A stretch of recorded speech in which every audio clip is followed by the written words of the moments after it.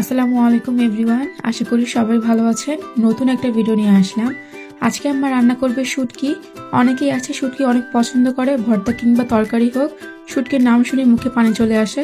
আবার অনেকে শুটকি পছন্দই করে না। শুটকি ভাজলে বা শুটকি রান্না করলে রান্নাঘরেই থাকে না।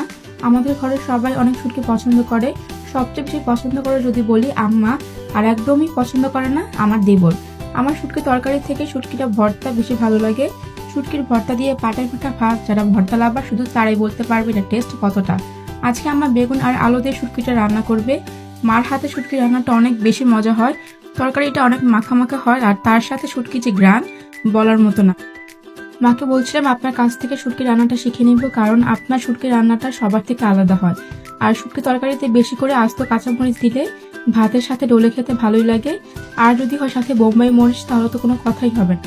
আমাদের ঘরে সবসময় বোম্বাই মরিচ থাকে, কারণ আব্বার বোম্বাই মরিচ ছাড়া চলেই না। তরকারির গ্রানে পুরো রান্নাঘর মোমো করছে। আর ওই দিন মায়ের শুটকি রান্নাটা অনেক মজা হয়েছে, এত মজা হয়েছে যে এক বেলাতেই সব খাওয়া শেষ। দেখে বোঝা যাচ্ছে কতটা মজা হয়েছে। আপনাদের কাছে কেমন লেগেছে অবশ্যই কমেন্ট করে জানাবেন।